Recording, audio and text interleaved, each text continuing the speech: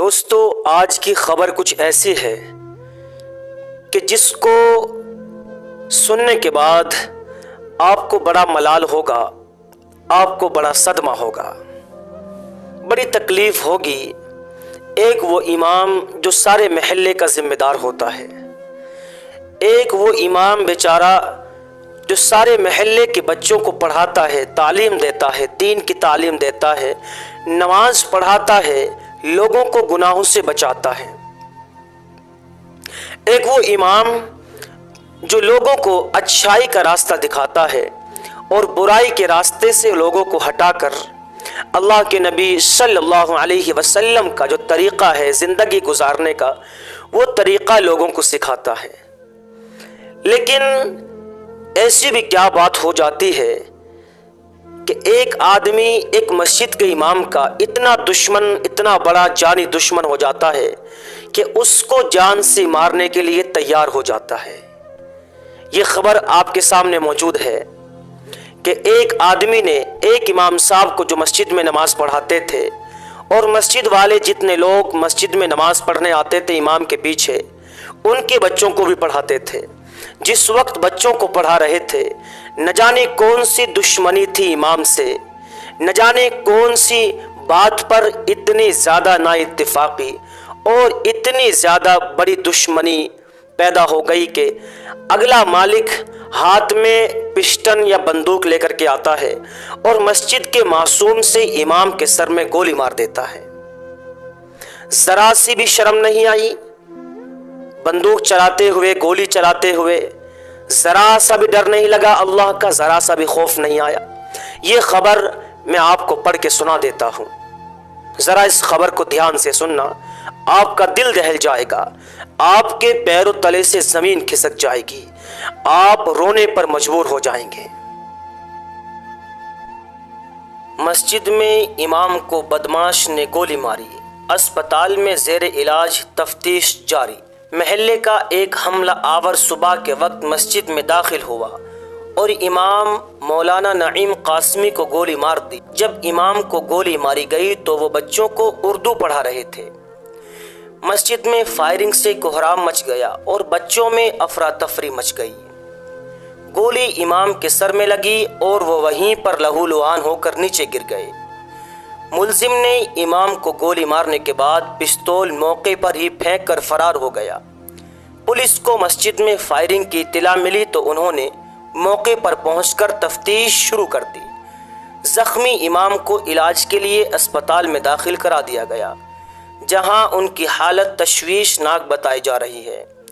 امام مولانا نعیم کو گولی لگنے کی خبر شہر میں آگ کی طرح پھیل گئی اور فیملی اسپتال میں ان کی عیادت اور معلومات کے لیے شہر کے علماء کرام کثیر تعداد میں پہنچ گئے۔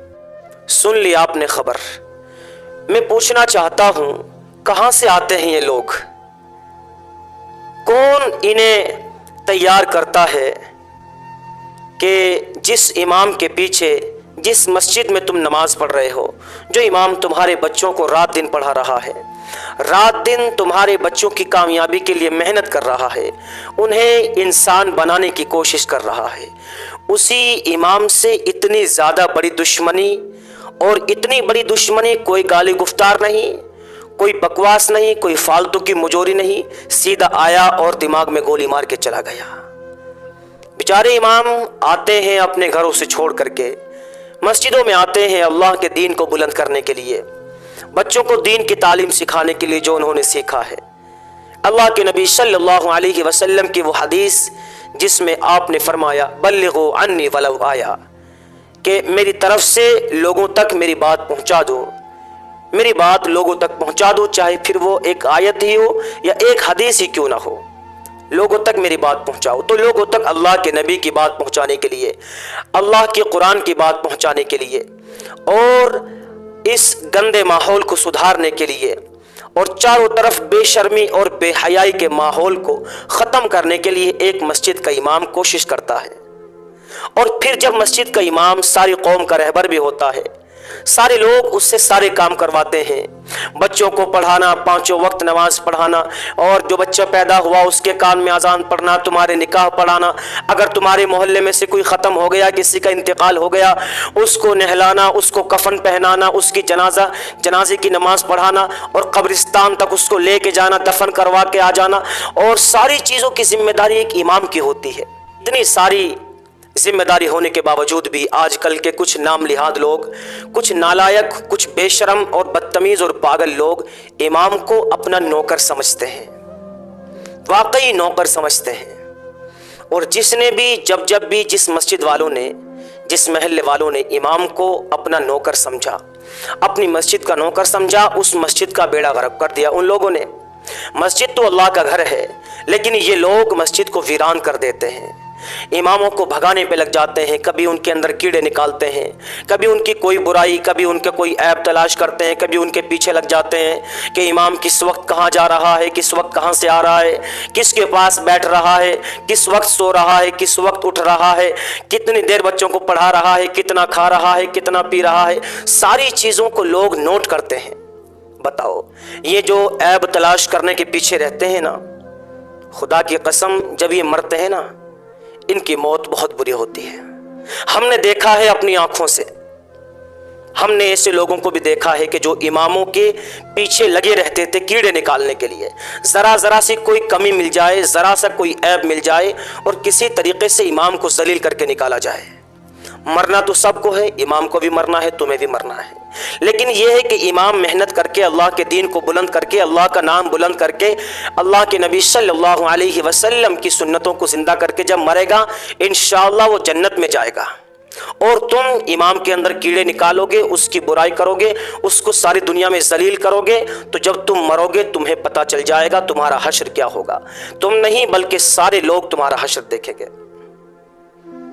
یہ والے حالات آج کل بتاؤ، ایک معصوم سا امام بیچارہ جو مسجد سے کہیں باہر نہیں جاتا، جس کا نماز پڑھانے کے علاوہ، بچوں کو پڑھانے کے علاوہ اور مسجد کے کام کے علاوہ کوئی کام نہیں ہوتا، نہ وہ کسی کے پاس فالتو بیٹھتا ہے، نہ کسی سے مجوری کرتا ہے، نہ کسی سے فالتو کی بکواس، کچھ نہیں کرتا ہے، لیکن پھر بھی کچھ لوگ ایسے گنڈے اور بدماش ہمارے سماج میں، ہماری برادری میں پیدا ہو چکے ہیں کہ ان کے اوپر شکنجہ کسنا بہت ضروری ہے۔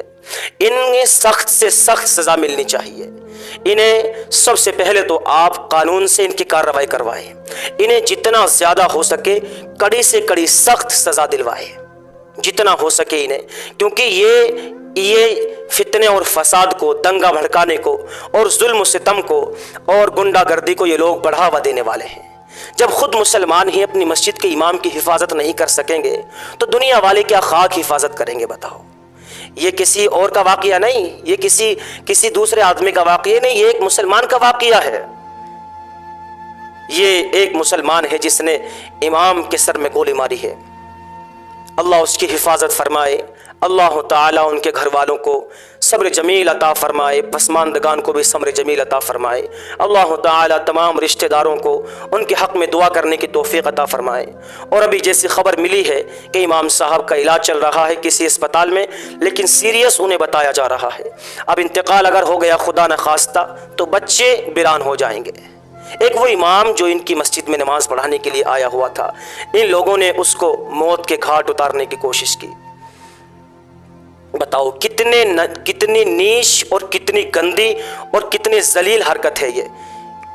بھائی تمہیں اختلاف ہے امام سے، اگر تم یہ چاہتے ہو کہ وہ تمہیں نماز کے لیے نہ کہے، اگر تم یہ چاہتے ہو کہ وہ تمہیں صحیح غلط کے لیے نہ کہے، اگر تم یہ چاہتے ہو کہ امام تمہیں کسی غلط اور صحیح کے بارے میں نہ سمجھائے تو آ کے بتا دو اسے کہہ دعا کر کے کہ بھائی کچھ نہیں کہنا ہمیں، کہ ہم شیطان لوگ ہیں، ہم بدماش لوگ ہیں، ہماری آنکھوں میں شرم لحاظ نہیں، عادت اخلاق ہمارے اتنے نیچ ہیں کہ ہم کسی کو بتا نہیں سکتے۔